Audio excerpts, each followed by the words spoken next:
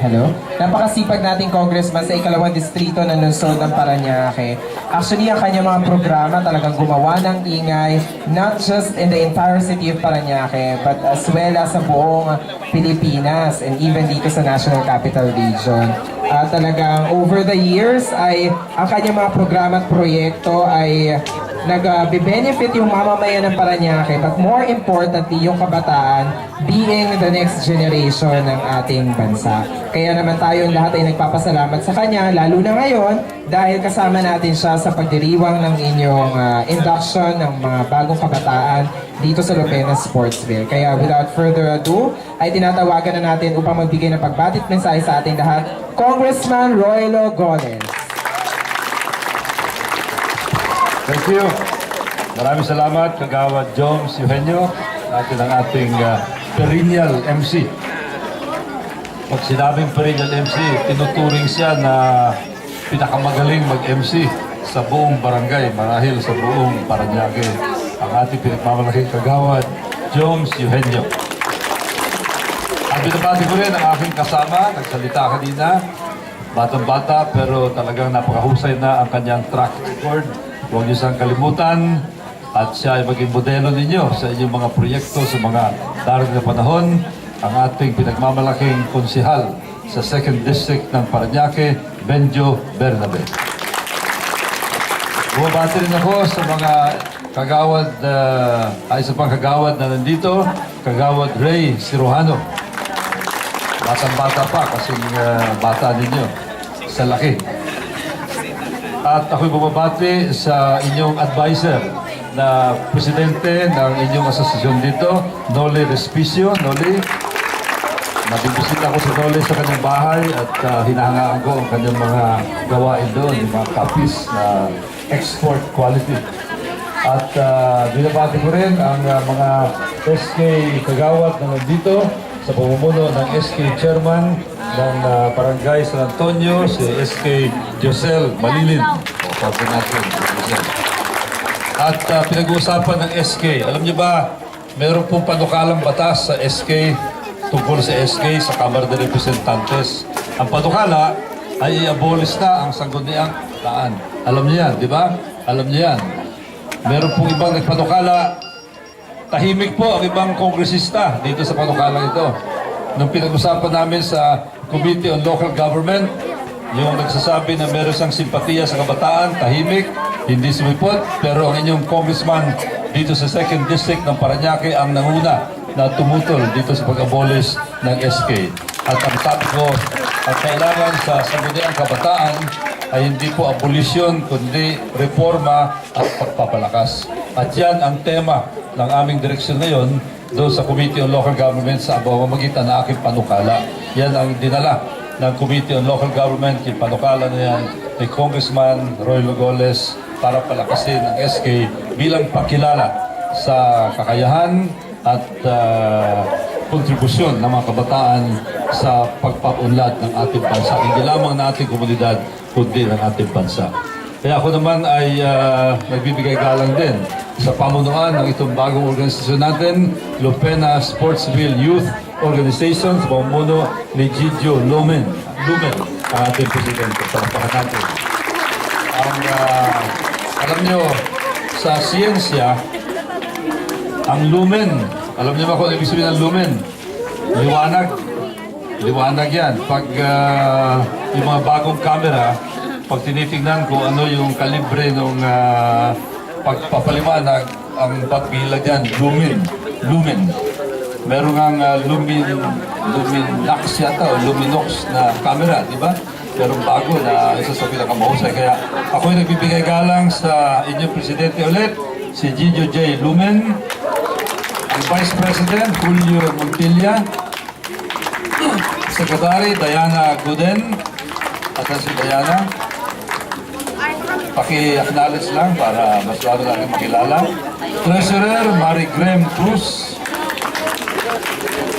Ang Auditor, Jobel Dalus. Auditor? Wala. PRO, Mary Franz Martinez. At Roma Rico Ladim. Sergeant at Arms, Erica Jane Respicio.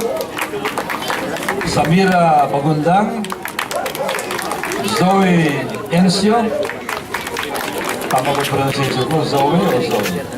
Zoe? Sasa na. Jason Dalus, Arwin Gloria, Mary Jane Carison, at Abigail Ibar. At mga advisor, of course, kanina nabanggit na, Presidente Noli Respicio, Vice President Glenn Dukta, PRO Lani Barbo, at Coordinator Arlene Ibar. Andito ba sila? Yung mga advisors, doon si Arlene. Kasama po ang inyong lingkod at kasama sa pagbati sa inyo. Kasama ni Konsehal Benjo Bernabe sa pagbati sa inyong bagong organisasyon. Gusto ko rin parating ang pagbati ng aking mga kasamahan, ng aming mga kasamahan. Siyempre, unang-una dyan, nabanggit na ang ating Mayor, June Bernabe. Na nakita ko, meron kayong joint project dito para ipasimento itong kaling nyo. Kaya, congratulate natin ang ating Mayor, June Bernabe at ang pamunuan ng inyong Sportsville Lupena Organization. Alam niyo ba, ang inyong lingkod, naka-project rin yung paikot na kalye mula po sa kabila, paikot, yung napakahaba, lumabas dun sa sports drive. Yan isa sa pinakamahabang kalye na pinagawa sa barangay San Antonio. Kaya kahit paano, ako'y natutuwa na nabigyan ng pagkakataon ng paglingkod sa inyong komunidad. Kaya ngayon, kung gusto nyo iwasan ang paglubak, medyo malapit kayo doon kayo dumaan, iikot kayo, tapos sa labas nyo. Parang superhighway. Yung tawag niyang beltway sa ibang lugar. Beltway, iikot kayo. Yun ang magandang kalye. Pinaparating ko rin ang pagbati ng aking iba pang mga kasamahan. Siyempre, si Konsehal Rico Goles, ang #1 councilor ng buong siyudad ng Parañaque. Iba pang mga kasama, yung dating barangay captain ng barangay BF, ngayon ay konsehala na, si Peng Aburao. Bumabati sa inyo si Peng Aburao. Ang inyong barangay captain dito, parating kasali kayo sa kanyang mga naiisip na magagandang plano. Yan ay sa barangay Captain Paul Casale. Palakpakan natin siguro darating sa mamaya. Palakpakan din natin at bumabati rin sa inyo ang kapitan ng barangay Don Bosco na si June Birata. Bumabati din ang isang kasama natin na anak ni Konsehal Val Soto na si Wahoo Soto, isang batang-batang leader ng ating siyudad. Mula naman sa kabila ay bumabati rin ang isang batang kagawad, anak ni Konsehala Baby Bustamante na si Kagawad Jackie Bustamante. Bumabati sa inyo. At mula sa barangay Munok, isang undefeated na politician, 3 termino na nahalal bilang konsehal, si Juban Esplana ng Munok. Batang leader, batang-bata nung sa unang mahalal na konsehal. At mula naman sa kabila ng superhighway, mula sa barangay San Martin de Porres sa pagbati ng isang bata rin, abogado at kagawad at anak ng kapitan ng barangay San Martin de Porres, si Telma Singson. Yan ay si Kagawad Maitor Singson. So huwag niyo pong kalimutan yung mga nabanggit kong mga pangalan. Ang kabataan ay napaka-importante para sa kaunlaran ng bansa. Si Congressman Goles, isa sa mga diniwala sa papel ng kabataan. Katunayan, kung titingnan niyo ako, pag ako'y naglalakad, halos lahat ng mga kasama ko ay mga bata. Halimbawa, ituturo ko sa inyo. Pakialis ka ng view. Mga bata yan, mga kaedad niyo yung mga kasama ko sa kali parate. Gabi-gabi na, kasama ko pa. Yan, tumayo nga kayo. Yan, si Jennifer, si Lizelle, at si Rose. Yan. Mga kaedad niya, wala pa rin. Mga 18, 19 anyos lang sila. Bibig niyo, pinagkakatiwala ko ang aking sarili sa kanila. Sa halip na may bodyguard ako, sila ang mga bodyguard ko pag ako'y naglalakad. Baka may gusto sumama sa inyo pagdating ng araw. So, ulitin ko, ako'y kaisa ninyo sa inyong mga mithiin, inyong mga pangarap para mapaganda ang inyong komunidad. At alam niyo naman, si Congressman Goles, hindi mapigilan na magpakita at kumilala ng malaking utang na loob.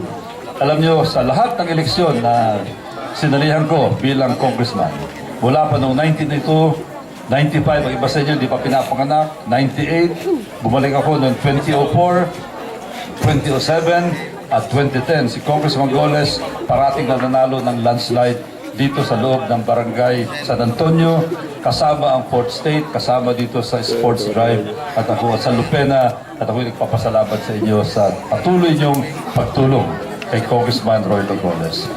At nung nakarang eleksyon nga, sinama niya na rin yung aking anak na naging #1 councilor. Kaya, asan po ang treasurer nyo? Magkukontribute lang ako ng konti. Pasensya na kayo. Ito ay galing hindi lamang sa akin, kundi galing sa mga kasama ko, yung mga nabanggit ko. Hindi kayo, pang-load ninyo ito at pambili ng coupon van. Importante yan sa inyong asosasyon. Nalit lang yan, 2,000 pesos lang po. Yan, nakayanan nyo na seed money yan at kami nakahanda na tumulong sa ibang mga proyekto nyo. Asa nga pala, gusto ko rin pagitin yung mga programa natin para sa kabataan. Dito lamang sa 2nd District nangyayari, 1,300 na mga scholars namin na binibigyan ng financial assistance sa kanilang pag-aaral. Iba naman, 440 mahigit na mga TESDA scholars. Ang iba dyan ay mga batang-bata pa. At alam naman natin, pag ikaw ay nakatapos ng TESDA training, ang laki ng tsansa. 18 years old and above na magkaroon ka ng magandang trabaho dito sa Pilipinas o kaya sa labas ng bansa. Yan ang mga programa natin para sa kabataan. At ang pinakahuli, siyempre, yung ating mga Coliseum projects. Marami ay nasa loob ng Barangay San Antonio, dito sa 4th State. Maraming nakikinabang dyan ay mga kabataan. Mula sa umaga hanggang sa gabi. Alay yan ni Congressman Goles para sa inyo, mga kabataan at lahat ng edad dito sa Barangay San Antonio. So muli po, maraming salamat at nawa ay lumago ang inyong asosasyon at lumakas sa mga darating na panahon. Salamat sa inyo. Magandang gabi. Maraming salamat po. Muli palakpakan natin Congressman Roy Goles. Ayan, at tingnan nyo naman na talagang ang suporta ni Congressman, nabigyan pa kayo ng seed money para sa inyong samahan. Kaya sana pagyabungin nyo pa yung inyong seed money na yun. Anyway, dadako na tayo sa ating induction proper. And ang ating